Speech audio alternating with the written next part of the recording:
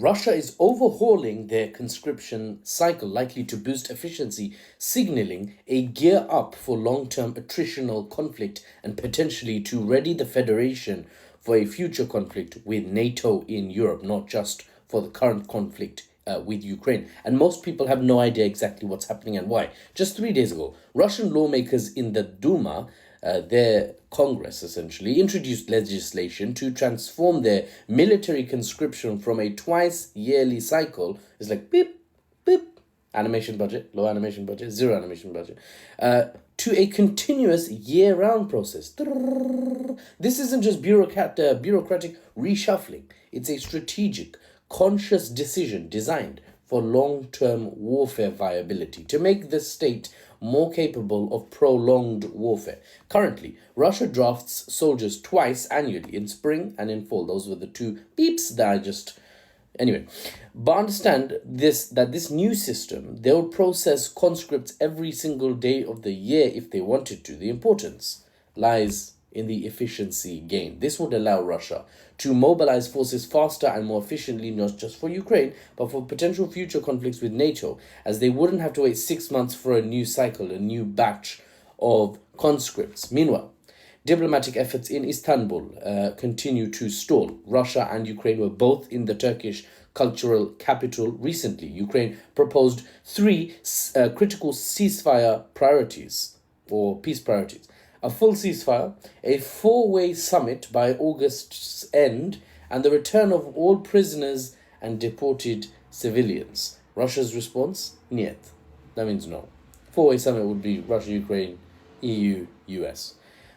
Now, why did Russia say no? Because as the victors, or essential victors, in this war, not full victory, but a win nonetheless, a partial victory, they expect Ukrainian concessions. They expect to negotiate peace, but on Russian terms. But backed up by NATO, Ukraine feels it's in a much stronger position than it really is on the ground. So they're trying to negotiate like they're winning, or it's an even fight, and they're negotiating from that position.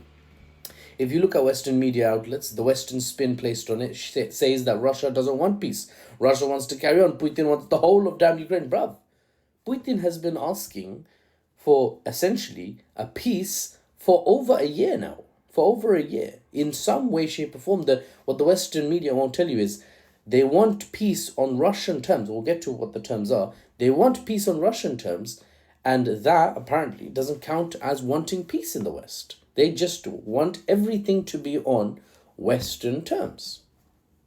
So Russia wants clear concessions, such as the recognition of the DLZK Oblast, the southern oblast of Ukraine, as Russian. Donetsk, Luhansk, Zaporizhia, Kherson.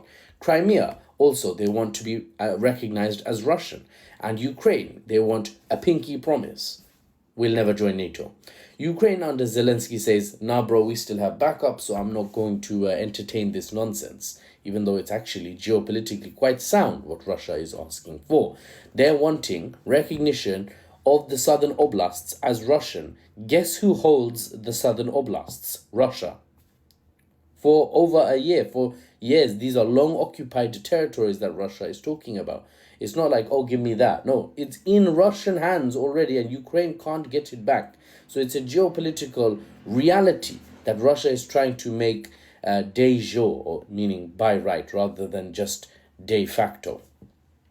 On the battlefield, let's just summarize with this. On the battlefield, what's going on? Well, Russian forces are advancing, but strategically. They've seized Radkivka, or is it Radkivka? Anyway, Radkivka, north of Kupyansk, advanced southeast in Olhivka near Borova, and have possibly captured Yablunivka, northwest of Toretsk.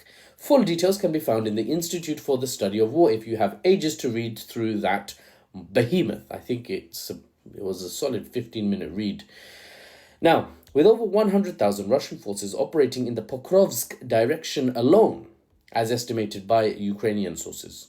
These aren't just random gains, they're calculated moves designed to try and encircle key Russian stronghold positions without sacrificing too many Russian soldiers, because Russia doesn't want to lose men. Understandable.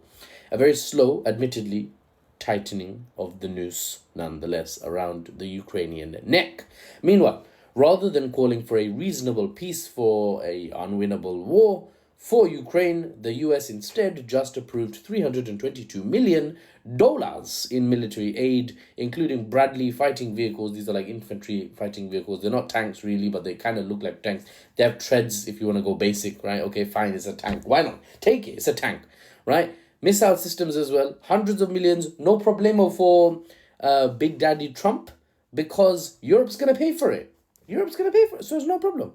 And don't forget, I made a video on this earlier this week. Don't forget, the US supplies the weapons, but the EU will fund the program. They will foot the bill. Further details, look through my TikTok and you'll find it. So this, or YouTube. So this is America just cashing in on a lucrative arms deal. It's not really anything ideological at this point.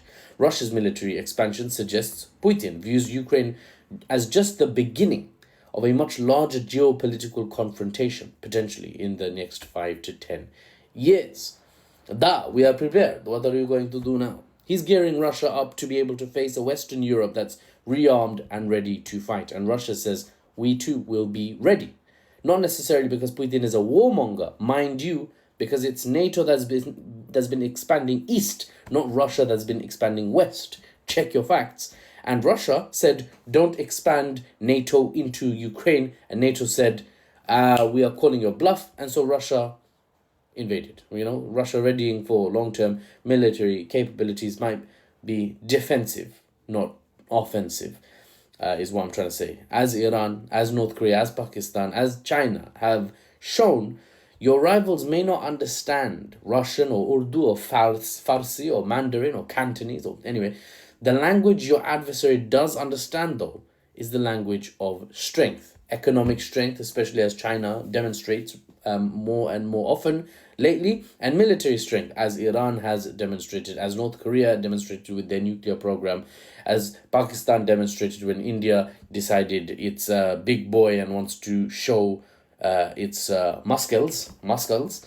So Russia gearing up may be defensive in nature as much as it sets them up for offensive capability too. Every country wants to survive, every country wants to thrive, and if they feel threatened, they will arm and scale up their military. If you now see that and be like, wow, what a warmonger. Well, at the moment, who's the one with bases sprinkled around the world like pepper on a piece of southern fried chicken, Salt Bay style? Is the US. So if there's any warmonger that I know of, it's probably the United States. Okay, not nice for maybe the American viewers of mine to hear, but America's probably the aggressor most times, or is seen as the aggressor, causing other nations to feel threatened and ramp up their military aid. So just consider that before you start accepting the propaganda, the Western spin, that it's other countries that are bad guys and America that's the good guy.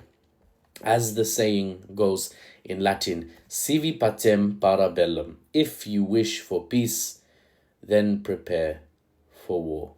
And for the unbiased news and analysis without the Western spin, I'm Mahfouz, and I'll see you on the next one.